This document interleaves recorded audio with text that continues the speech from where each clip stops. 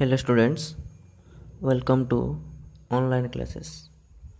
आज देखिए आम 10th class Odia medium science 1 जोटा कि हूँ भौतिक विज्ञान। देख पे एबे कौन है सिलेबस चेंज हो कहुच्छे किंतु साइंस 1 सेमती किसी विषय चेंज है ना। हाँ, किंतु जो कोरोना पाई किसी सिलेबस कमी जापे 25-30% सिलेबस कमी जापे किंतु तापर ध्यान न दे आम सबूक पढ़ा। देख बोले 10th क्लास रे साइंस 1 हूँ सबुठ कष्ट किंतु भल से बुझिले ସେଇଟା ହିଁ ସବୁଠୁ ଭଲ ବିଷୟ ହେଇଯାଏ। ତ ଦେଖିବା କ'ଣ କ'ଣ ବିଷୟ ଅଛି। ପ୍ରଥମେ ଟୋଟାଲ 9ଟି ବିଷୟ ଅଛି।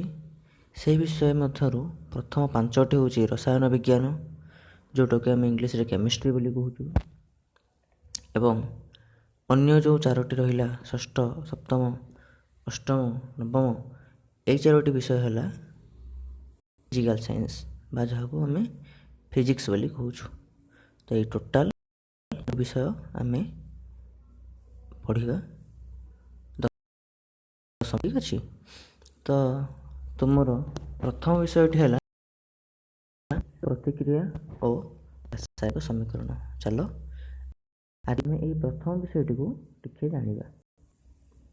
ଦେଖ ପିଲେ, ରାସାୟନିକ ପ୍ରତିକ୍ରିୟା ଓ ରାସାୟନିକ ସମୀକରଣ, ଯେଉଁଟାକୁ କି କ'ଣ ବୋଲି କୁହାଯାଏ? Chemical reaction and equation. ଠିକ୍ ଅଛି। ଏ କ'ଣ ଲେଖା ହେଇଛି? ଦୈନନ୍ଦିନ ଜୀବନରେ କେତୋଟି ଘଟଣା ତଥା ତଳେ ଲେଖାଯାଇଛି। ସେହି ଅବସ୍ଥାରେ କ'ଣ ହୁଏ ବିଚାର କର। ଖରାଦିନେ କ୍ଷୀରକୁ ସାଧାରଣ ତାପମାତ୍ରାରେ ରଖିଦେଲେ ଲୁହା ତାୱା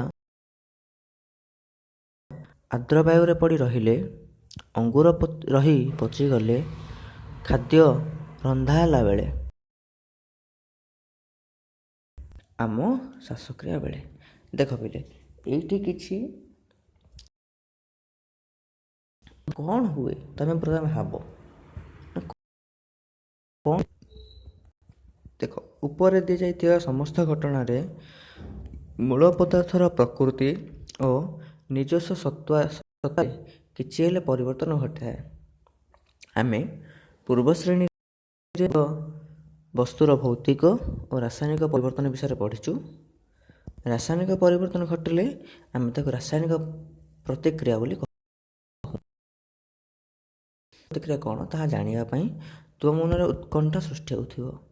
ଆମେ କେମିତି ଜାଣିବା ରାସାୟନିକ ପ୍ରତିକ୍ରିୟା ଘଟିଛି? ଏହିସବୁ ପ୍ରଶ୍ନର ଉତ୍ତର ପାଇବା ପାଇଁ କେତୋଟି ପରୀକ୍ଷା କରିବା। ଦେଖ ପିଲେ, ଏଇଟା ବୁଝେଇ ଦେଉଛି। ଦେଖ,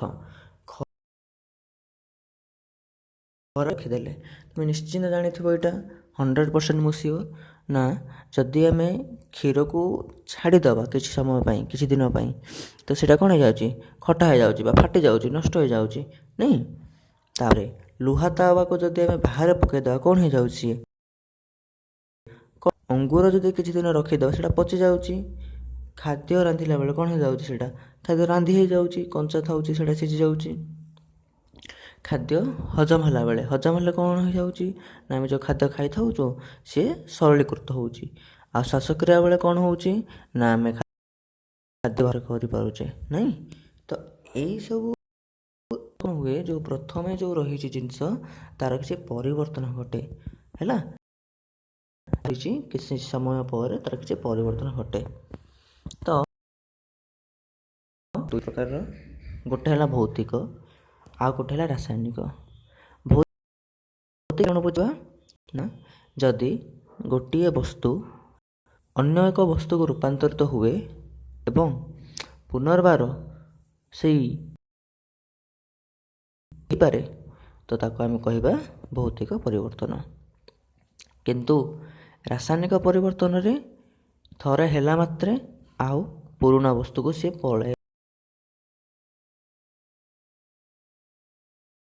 ଯଦି ଅଙ୍ଗୁର ପଚିଯିବ ସିଏ ରାସାୟନିକ ପରିବର୍ତ୍ତନ ହେବ, କାରଣ କେବେ ସେଇଟା ଭଲ ହୋଇପାରିବ ନାହିଁ। ଲୁହାର ଯେତେବେଳେ କଳଙ୍କି ଖାଇଯିବ ସିଏ ବି ରାସାୟନିକ ପରିବର୍ତ୍ତନ ହେବ, କାରଣ ସିଏ ଲୁହା କେବେ ଆଉ ଭଲ ଲୁହା ହେଇପାରିବ ନାହିଁ। କିନ୍ତୁ ଦେଖ ଭୌତିକ ପରିବର୍ତ୍ତନର ଏକ୍ଜାମ୍ପଲ୍ ନା ଯଦି ଓଦା ଲୁଗା ଶୁଖେଇ ଦେବା ଆମେ ଓଦା ଲୁଗାଟେ କରିକି ତାକୁ ଶୁଖେଇ ଦେବା ତ ସେ ଶୁଖିଗଲେ ଆଉ ସେ ଶୁଖେଇ ଦେବା ତ ଏଇସବୁ ଯେଉଁ ପରିବର୍ତ୍ତନ ହେଲା ଏଇଗୁଡ଼ାକୁ ଆମେ ସବୁ କହିବା ନା ଭୌତିକ ପରିବର୍ତ୍ତନ ହେଲା। ତାପରେ ଦେଖ ତୁମ ପାଇଁ କାମ 1.1 ଦେଖ ପିଲେ ଏଇଟା କ'ଣ କରିବ ହଁ ସତର୍କ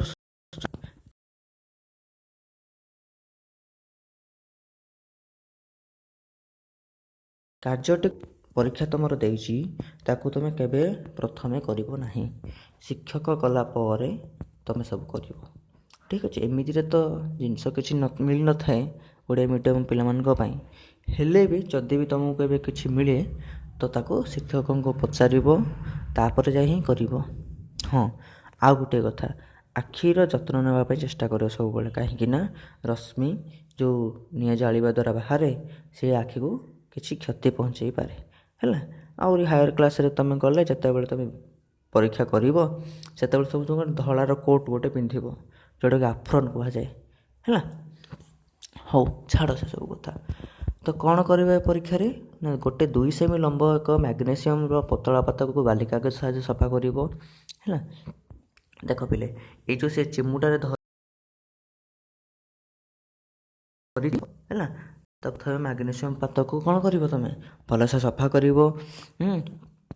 ତାପରେ ଏହା ଧରି ଅନ୍ୟ ପାର୍ଶ୍ୱକୁ ବର୍ଣ୍ଣର କିମ୍ବା ସ୍ପିରିଟ୍ ଲ୍ୟାମ୍ପରେ ଜଳାଇ ଦିଅ। ତାପରେ କ'ଣ କରିବ, କ'ଣ ଜଳାଇବ ନା ଯେଉଁ ଜଳିଲେ କ'ଣ ହେବ ସେଠୁ କିଛି ପାଉଁଶ ହେଲା, ସେଇ ପାଉଁଶକୁ କ'ଣ କରିବ ଗୋଟେ ୱାଚ୍ ଗ୍ଲାସ୍ରେ ରଖିବ। ଦେଖ ଧଳା ରଙ୍ଗର ଦେଇଛି ତଳେ ୱାଚ୍ ଗ୍ଲାସ୍ ହେଲା।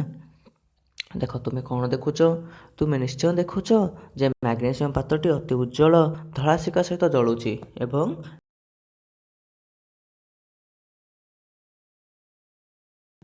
ଏହା ମ୍ୟାଗ୍ନେସିୟମ୍ ଓ ବାୟୁରେ ଥିବା ଅକ୍ସିଜେନ୍ ମଧ୍ୟରେ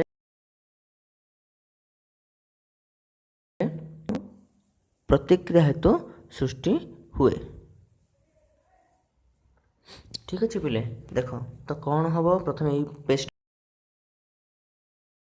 କ'ଣ କରିବା, ତାକୁ ଜଳେଇବା, ଜଳେଇଲା ପରେ ମ୍ୟାଗ୍ନେସିୟମ୍ ପାତ୍ରକୁ କିଛି ତା'ର ପାଉଁଶ ମିଳିବ ହେଲା। ଆଉ ଦେଖ ପିଲେ ଏଇଟା ପରୀକ୍ଷାରେ ପଡ଼ୁଛି ନା ମ୍ୟାଗ୍ନେସିୟମ୍ ଅତି ଉଜ୍ଜଳ ଧଳା ଶିଖା କୋଶ୍ଚିନ୍ ନାହିଁ ତ ଟିକେ ମନେ ରଖିବାକୁ ଟିକେ ଆମକୁ ପଡ଼ିବ। ତ ଅତି ଉଜ୍ଜଳ ସେଇଟା ଧଳା ଶିଖା ହେବ ହେଲା, ଏବଂ ଯେଉଁ ପାଉଁଶଟା ହେଉଛି ସେଇଟା କି ରଙ୍ଗର, ସେଇଟା ବି ହେଉଛି ଧଳା। ତ ପାଉଁଶଟା କ'ଣ କୋଶ୍ଚିନ୍ ଆସୁଛି, ତ ପାଉଁଶଟା ହେଉଛି ମ୍ୟାଗ୍ନେସିୟମ୍ ଅକ୍ସାଇଡ଼୍ ହେଲା। ତ ମ୍ୟାଗ୍ନେସିୟମ୍ ଅକ୍ସାଇଡ଼୍ କିପରି ସୃଷ୍ଟି ହୁଏ ଏଇଟା ବି କୋଶ୍ଚିନ୍ ଆସୁଛି ନା କହିବ ଲେଖିବ ନା ମ୍ୟାଗ୍ନେସିୟମ୍ ଅକ୍ସିଜେନ୍ ସହିତ ପ୍ରତିକ୍ରିୟା କରି ବାୟୁରେ ଯେଉଁ ସୃଷ୍ଟି ହୁଏ। ଠିକ୍ ଅଛି, ଦେଖିଲେ ଆଜି ଆମେ ଗୋଟେ ପେଜ୍ ପଢ଼ିଲେ, ନେକ୍ସଟ ଭିଡ଼ିଓରେ ଆମେ